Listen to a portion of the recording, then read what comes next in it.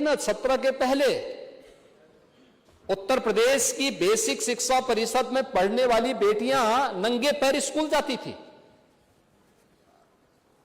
60% से अधिक बेटियां नंगे पैर जाती थी स्कूल।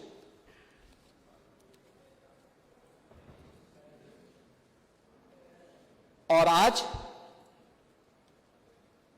हम लोगों ने उसी समय घोषणा की थी, जब मैं बुंदेलखंड दौरे में गया था, मैंने देखा था कि स्कूल जा रहे हैं बच्चे।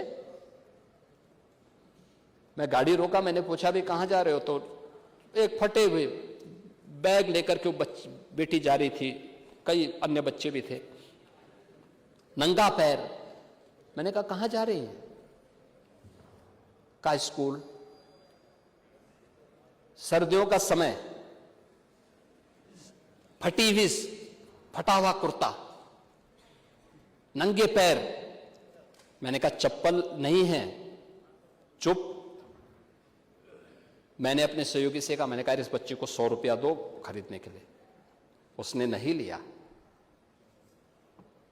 मैंने कहा अकेले स्कूल जाती हो, और कौन कौन लोग हैं? कहा नहीं, सब गांव के अन्य, सब गांव की ही बेटियां सभी थी।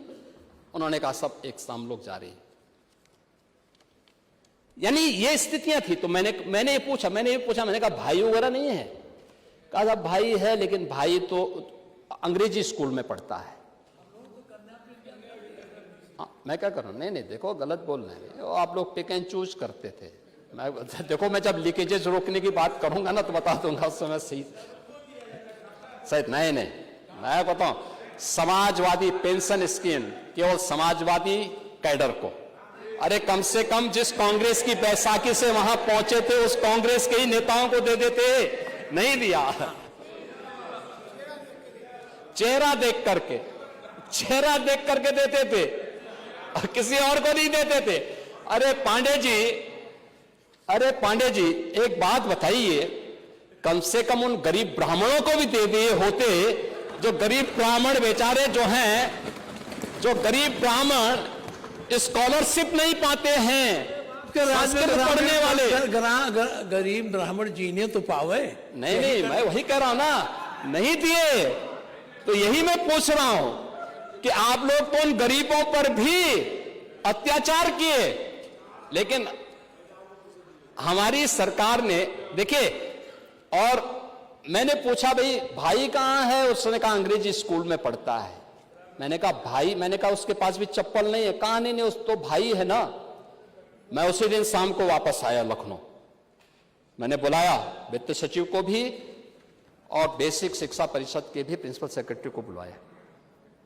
मैंने कहा भी देखो, प्रदेश भर के हर बेटी के लिए 2 uniform, bag, books, shoes, socks ये अनिवार्य रूप से करो पूरे प्रदेश भर में।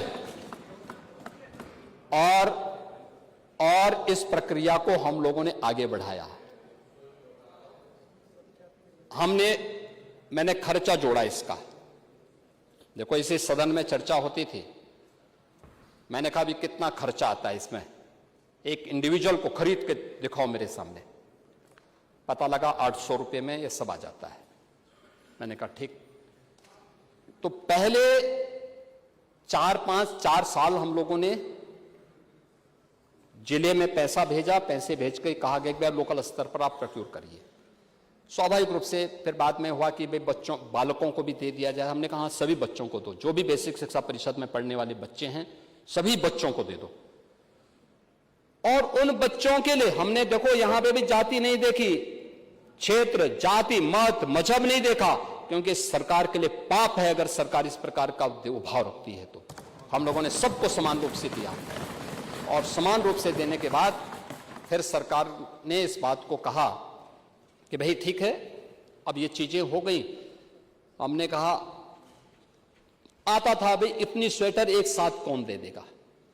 लुधियाना से भी नहीं आ पाता था, यूपी के अंदर भी नहीं आ पाता था। इतने जो यूनिफॉर्म कौन देगा। तमाम शिकायतें आती थी कि कहीं समय पे मिला है, कहीं नहीं मिला है।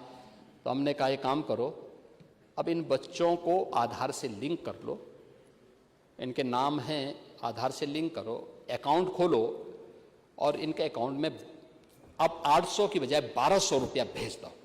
हर साल 1200 रुपये के हिसाब से उन बच्चों को देते हैं। यह है यूनिवर्सल लॉ का नियम, सबको समान, यही व्यवस्था है। और सरकार ने उसी अप्रोच को आगे बढ़ाया। बेटी के ड्रॉप आउट रेट को कम करने में टाटा की क्या भूमिका हो सकती है। भारत बज़ लाइव, हर खबर में भारत।